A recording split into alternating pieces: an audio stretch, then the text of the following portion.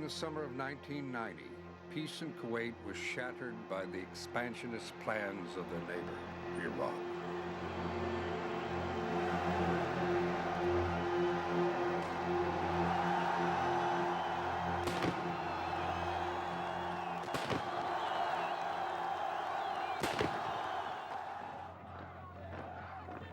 On August 2nd, Saddam Hussein sent 100,000 troops across the border, announcing that Kuwait had ceased to exist. And my country is under occupation. My people are suffering.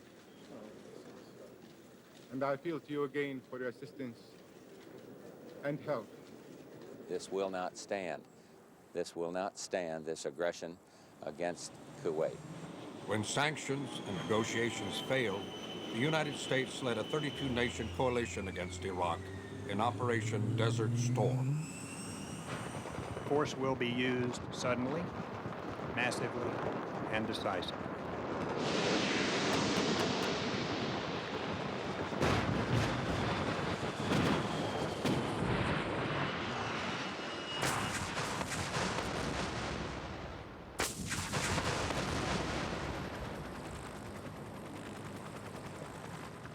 After 6 weeks, Iraq's occupation forces collapsed.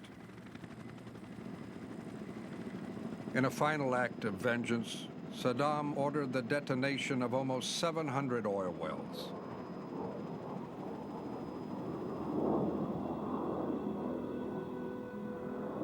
War leaves Kuwait devastated.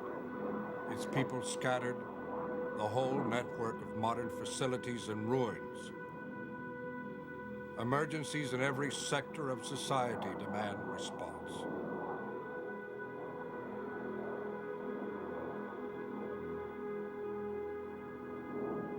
Can you clarify what the situation is?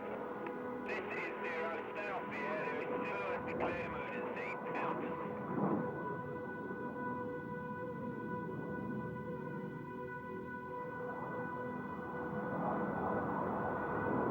In oil fields, you prepare for accidents, even for disaster. But who could have prepared for this?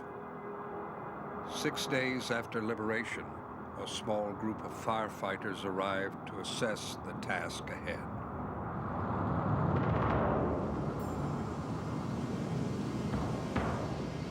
Lewis Mellow, Johnny.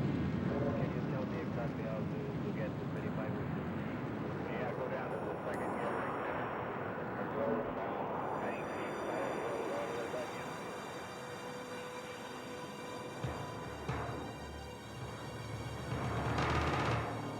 $5 million barrels a day going up in clouds of poisonous smoke and soot.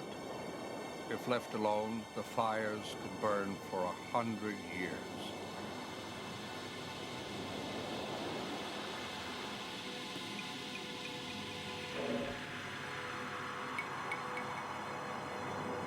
It's not just darkness as you imagine darkness. And there were lots of days for a long, long time that were absolutely black.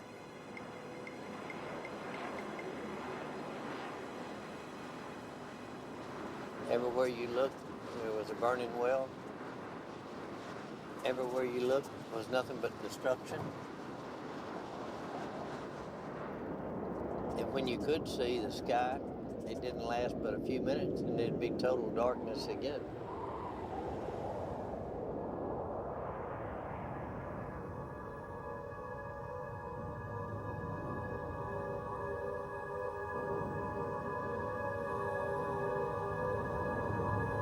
I went back home.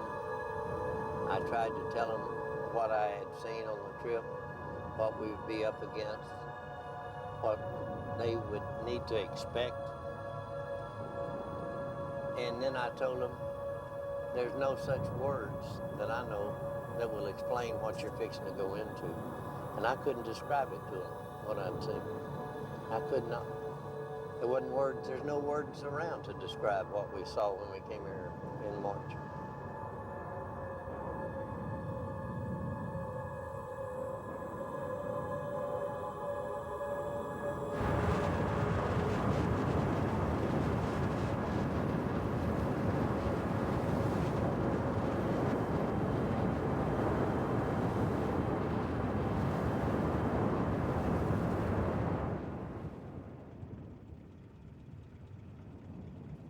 Thousands of Iraqi mines and coalition bombs lie unexploded in the soft sand around the wells.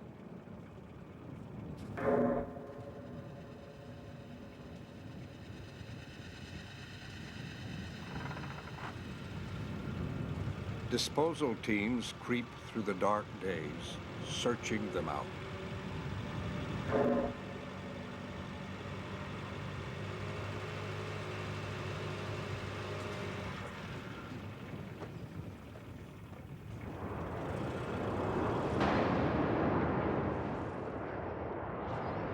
There's only a handful of oil field firefighters in the world, and no one is certain how long it might take.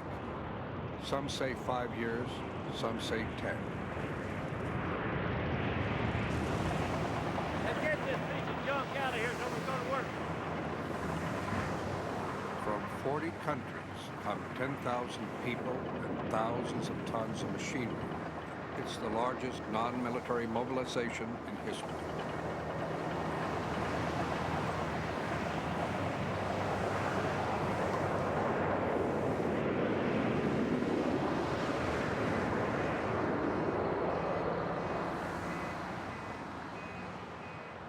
Start at the beginning, rebuilding the roads.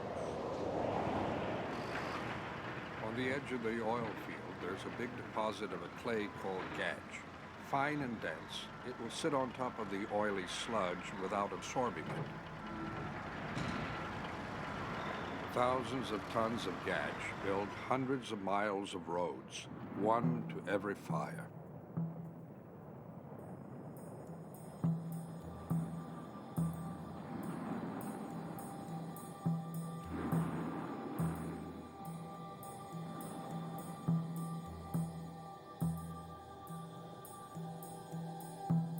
Pipelines, useless now, stretch from every well and field to the coast.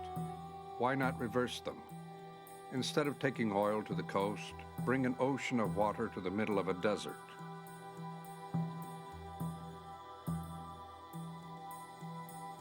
Saddam Hussein built this pipeline to flood the shore with oil and create a wall of fire against a coalition invasion.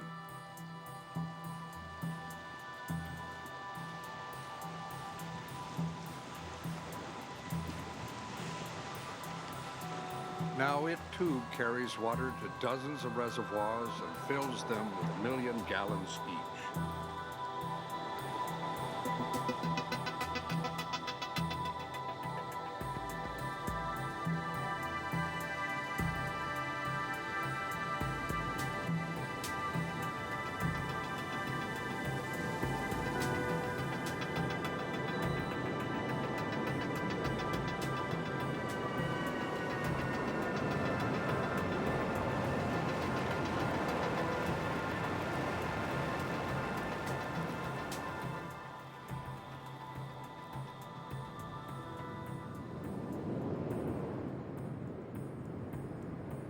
The direction of the wind is the key to the assault on the fires.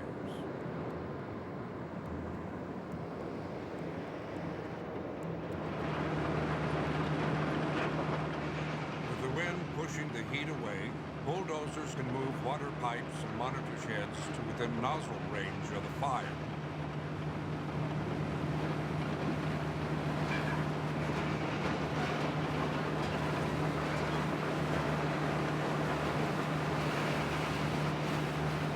Staying upwind at the 2,000-degree heat is a matter of life and death. But even here, you'll sweat a quart an hour, and 12 hours is an average day.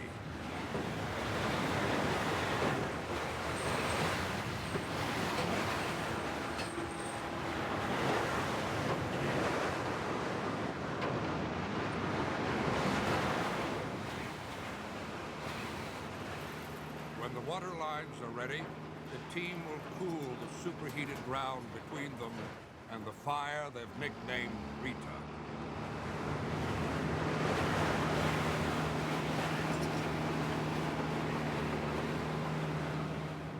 The firefighter's toolbox stands by, with 8 heavy equipment operators to support the 4 professional firefighters who make up the core of each team. Morning. morning. I got some good news for you. Old Lebo and Angie had a baby boy. All right. All right. Give it another firefighter. I mean to tell you. Look like you got everything right here, the dirt work, the water. You gonna dig with your backhoe? I think work on the backside. We've got a drain cut, but we're gonna work on it a little more. And we'll work on some of those big coat pile in the back on the rake. Okay. Well, I'm gonna get out here as hot as it is and go check on Paul. I'll be back in a little while. Okay, Joe. Okay, Biggin. The attack begins with a barrel of C4 plastic explosive. Unburned oil is solidified, building up a hard cap of coke over the wellhead. The C4 will blast it apart.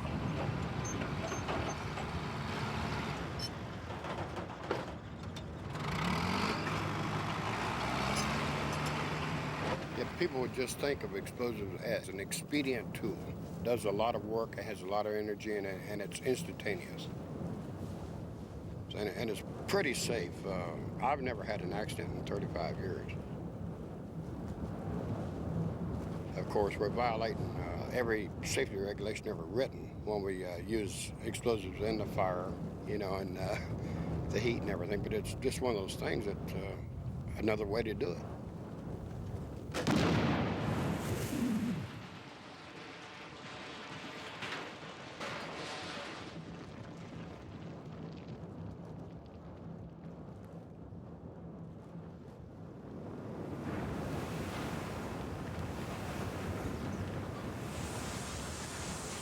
A constant stream of water keeps men from collapsing and machines from melting.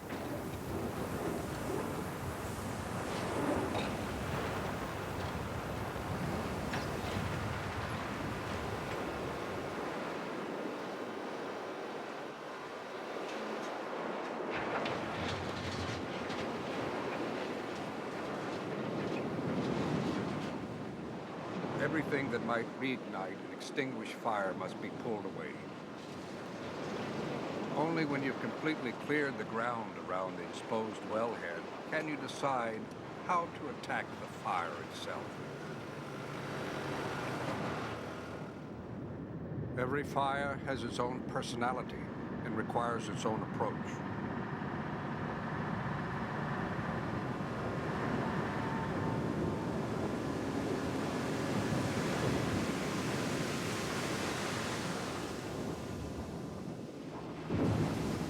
This fire won't stay out. Time for the stinger. Its hollow steel spike is forced down the throat of the well. Then heavy mud is pumped in to choke off the oil supply.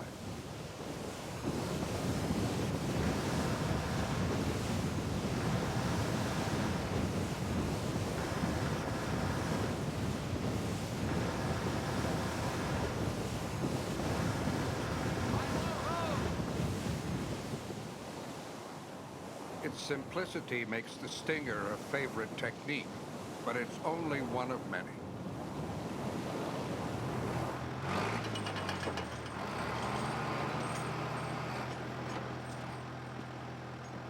At George Hill's fire, the heat is so intense that the men can't work near it. A hollow steel venturi tube will lift the flame up and away from the men and machines.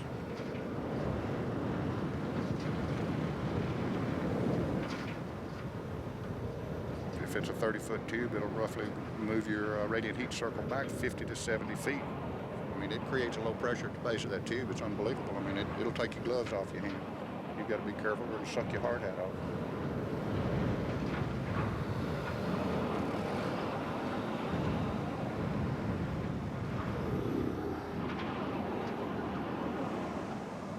George has decided on an exacting technique.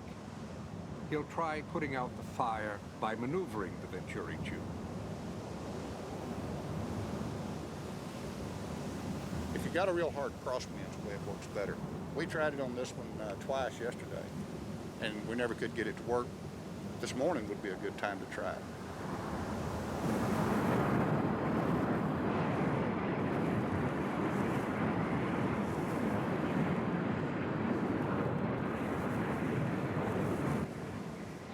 Hoses soak the oil at the top of the tube, forcing the flame downwind. Water aimed at the base is sucked up with the oil, reducing its flammability. Tilting the tube can separate fuel from flame for a split second.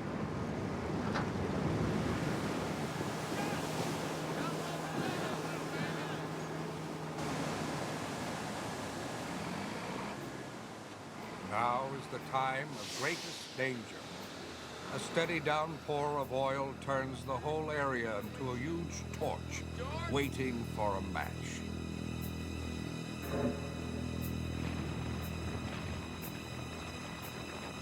The reignition of that fire, when you're not prepared for it, is probably the most difficult thing to deal with. It comes so fast, you don't have any warning. And your personnel are very likely to just go up just as quick as that well does.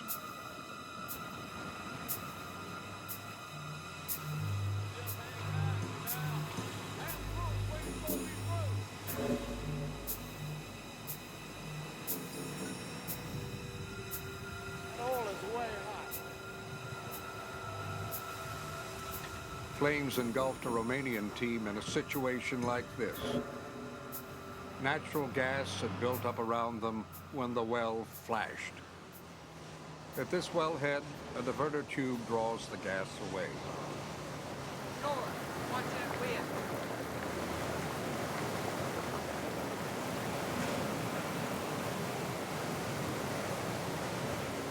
Like oil-soaked shorebirds, human beings can overheat when their pores are clogged.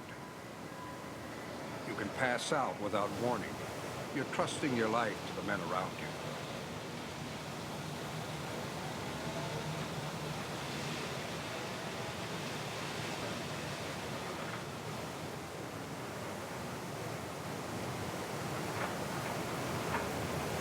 But when the wind dies and the site fills with oil and gas, all you can do is pull back and wait until the weather improves.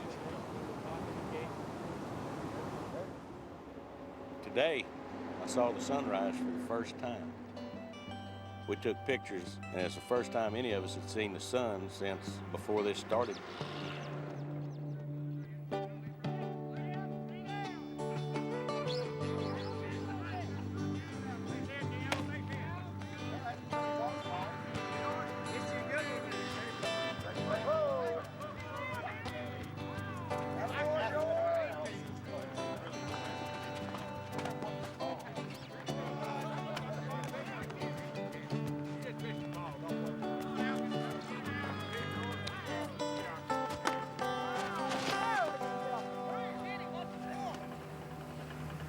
By October, teams from the Soviet Union, China, and Iran join in the effort. French and British crews will bring the total to 27 teams. The pace of the battle has everyone improvising. Foamy 1 is a Canadian idea. Conceived and constructed in 2 short weeks, it sweeps the vast ground fires of the world's second largest oil field, the Bergan complex. The Hungarians recycled a Russian T-34 tank to create a spectacular prototype called Big Wind. They took off the gun turret and replaced it with jet engines from MiG-21 fighter planes. Water is injected into the jet stream. Then they just open the throttles and blow the fire out.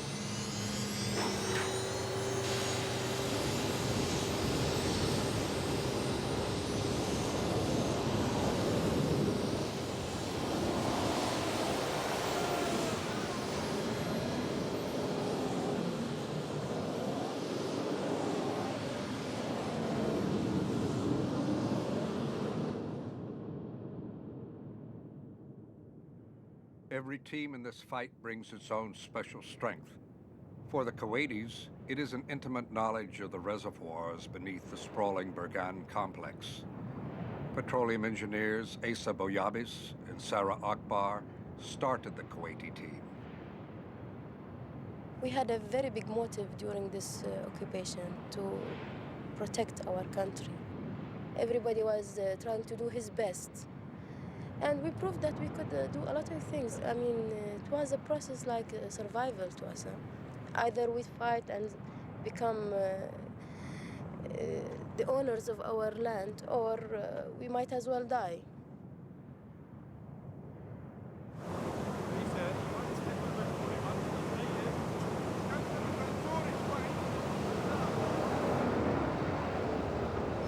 Capping the wells around it has built up the pressure in this fire. Now it's the largest in the country, and a high gas content is causing almost complete combustion of the oil, making it the hottest. This is the crest of Borgan. This is the top part of the reservoir. This is the cream of Borgan actually being burned here.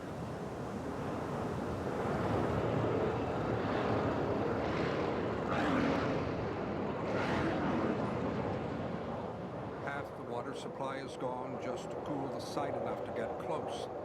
Then the Venturi tube lifts the fire almost out of hose range. Just as success seems possible, the wind shifts, driving the heat back onto the crew.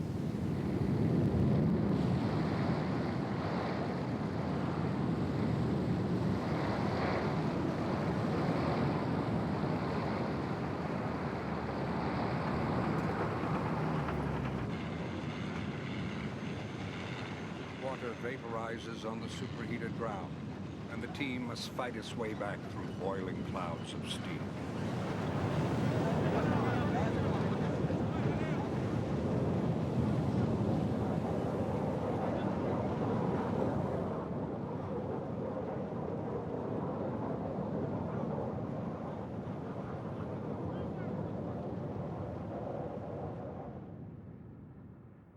They'll refill the reservoir, build a second one, and move in again.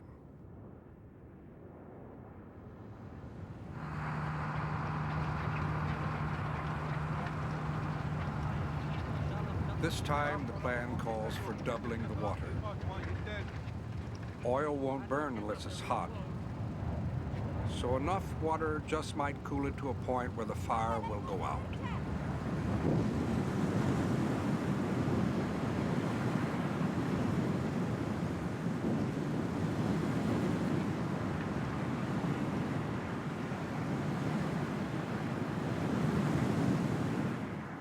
One of the things special about the oil field, everybody helps. Everybody tries to find a solution to the problem. They are here for the same purpose, putting off all these fires and clearing the sky. Yeah, wait a minute. Let's put a box on the bottom. Texans have been dynamiting oil well fires for over 50 years. We have to get the well in a certain condition before we can use the dynamite. You fire it remotely after you set up your charges and everything. You're away from the detonation itself. It creates a vacuum, and the fire doesn't have any oxygen to burn on for microseconds. Therefore, it starves, and it doesn't have anything to rekindle it. Watch the blade, he's gonna jump.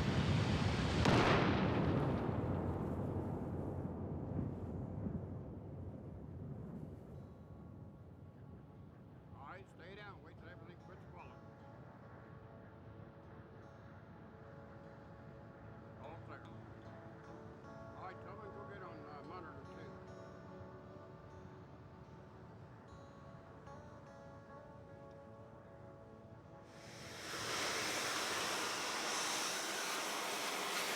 High torque cuts through steel well heads with a high-pressure stream of water and guarded dust. It saved days on each well capping. Wellheads used to be sawed off by steel cable stretched between two bulldozers.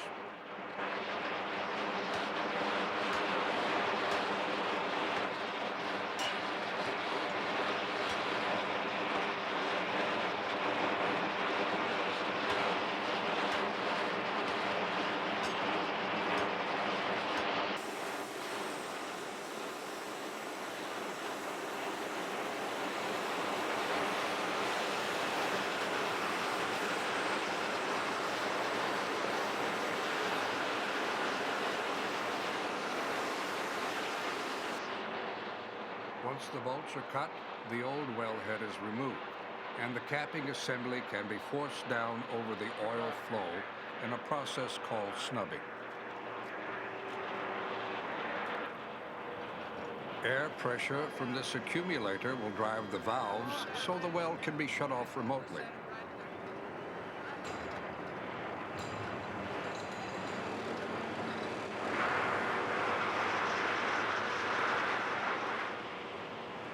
It's still hard to comprehend, and I thought I had myself mentally prepared for what I was fixing to see. And you can't look at the countryside. You can't look at the destruction and the devastation and the senseless ruination of the country. You have to look at them on a one-well basis.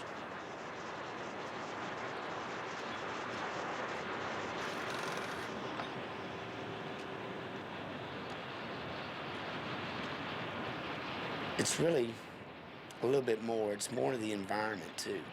I mean, because it's a global thing. That you're actually helping wildlife, you know, the seas, everything. Feels better. Makes you think about, appreciate that it doesn't happen like this all the time.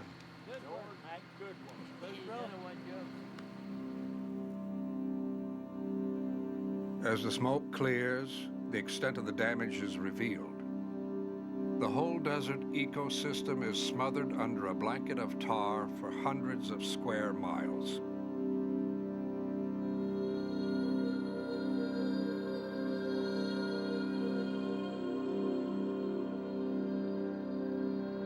Oases, once havens for desert wildlife, now lie under lakes of oil.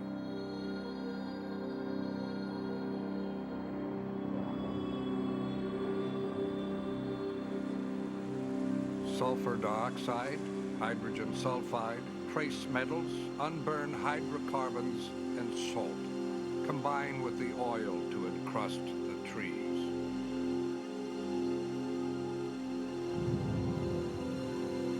For thousands of migrating birds, the journey ended here.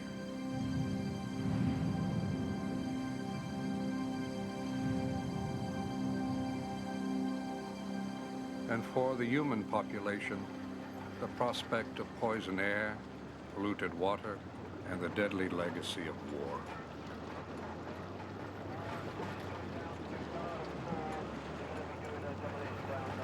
Mines are designed to hurt people. That's the be-all and end-all. And if there are still mines on the beaches and people walk on them, somebody is going to get hurt.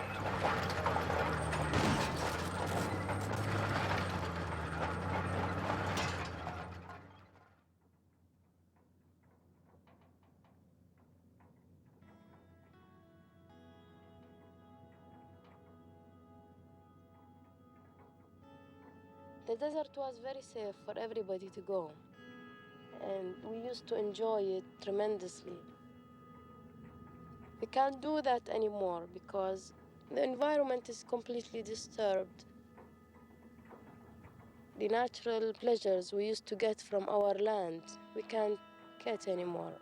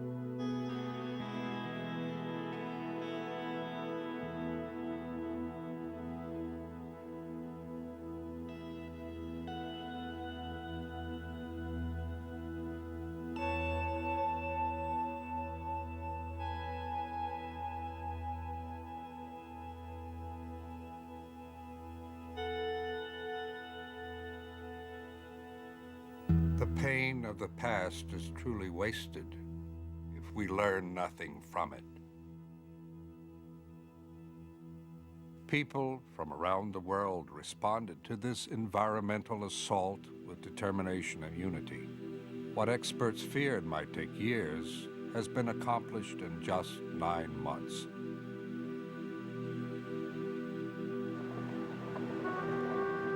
Kuwaiti team were returning from firefighting to the process of reclaiming the oil fields. You call George? Yes, I called George, and he should be on the way with the 2 packers. Okay, we'll try it. Yes. But if it works, then you know what we have to do. We have to come to here.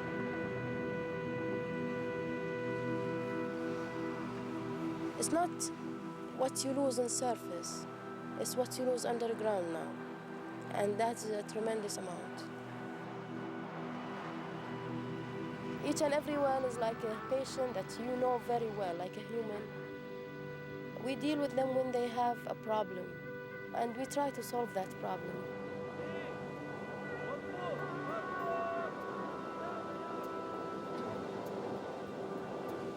The work will not stop. Our ultimate goal is trying to recover all the wells.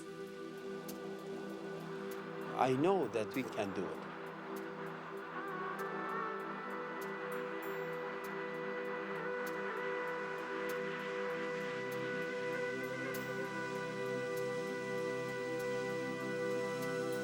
This rebuilding process is a real challenge. This is the first time I work in such a team. I know now, teamwork is the best way to go about things.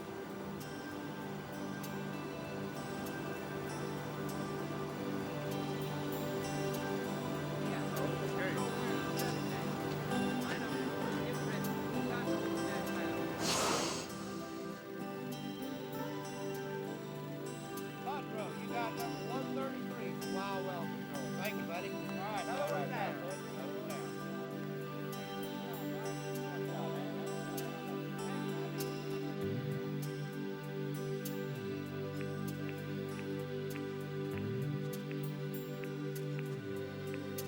There is no limits to what a human being can do. If the fear inside you is not there anymore. Humans are put on this earth not to fight. You know, people could join forces to build. And I think that's what all people have learned all over the world.